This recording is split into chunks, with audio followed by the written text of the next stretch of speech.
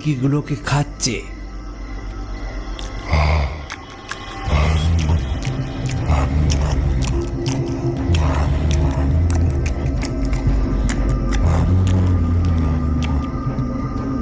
তার মুখে রক্ত লেগে আছে।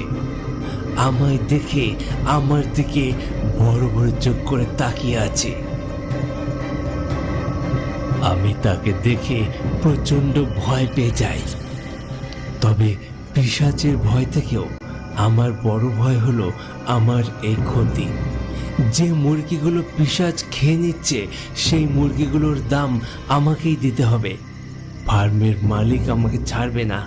তাই ভয়কে উপেক্ষা করে ওই পিশাচকে তাড়ানোর চেষ্টা করলাম। যা যা যা যা যা যা বলছি যা।